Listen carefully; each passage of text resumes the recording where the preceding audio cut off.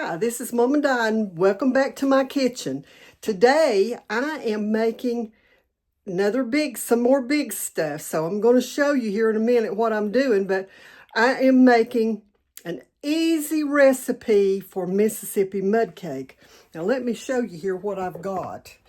You can see here in this pan, I have a large pan of brownies, and you can see they've got lots of nuts on the top of them.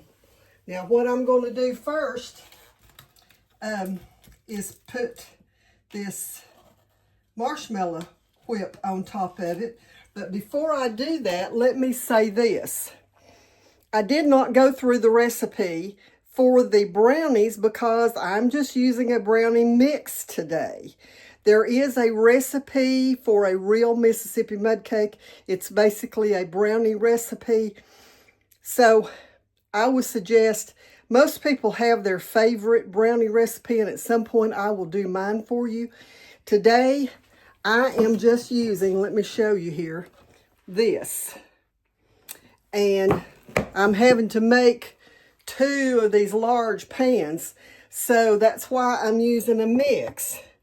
But you can use whichever your brownie recipe, whichever one that you like the best, is what I would suggest that you use.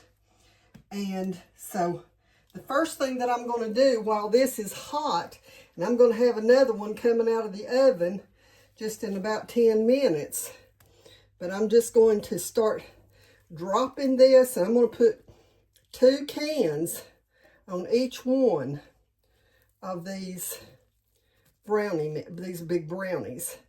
Now, lots of people will put just regular miniature marshmallows. You can do that. Most of the time, if you do that, you're going to have to put them back in the oven and let the marshmallows melt.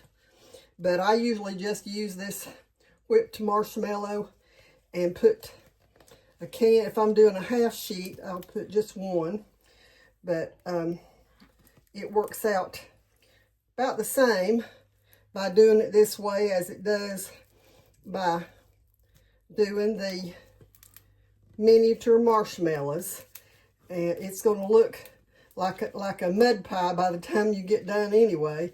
So I just go ahead and do this. And so anyway, I'm going to get these on, and I'll bring you back and show you the next steps.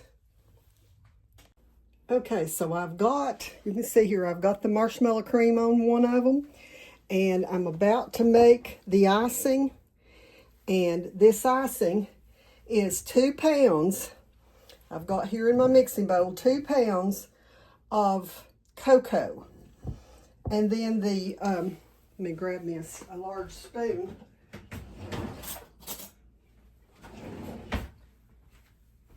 And then I said 2 pounds of cocoa. It's 2 pounds of powdered sugar and 2/3 cup of cocoa. And then I'm going to pour 2 sticks of butter in it, but I'm not going to pour it all in at one time. I'm going to pour, this is melted, so I'm going to just pour a little bit of it, maybe half of it at first, and stir it in because I still have some milk that needs to go in it too. And so looks like it's going to take more of that. So I'm going to go ahead and pour the rest of that butter in. I want it to be real buttery. So I'm going to pour the rest of that in. And I'm just going to stir that all together. And then we're going to finish it off with just some milk.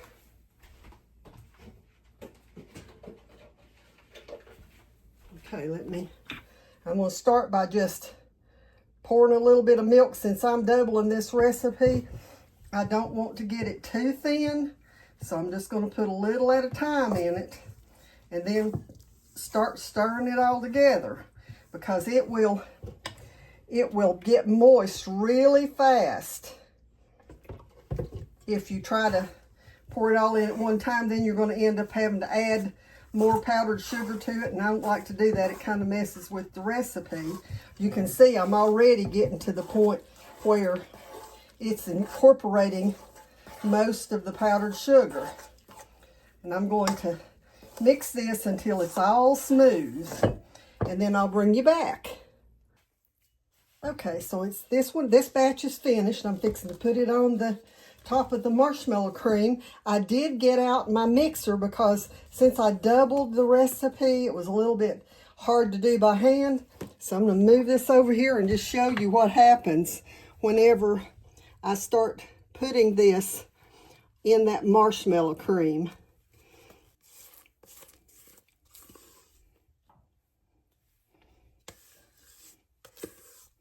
This will show you why they say it's a Mississippi mud cake. Because that marshmallow and that fudge start to mix together, and then it begins to look like a big mud pie.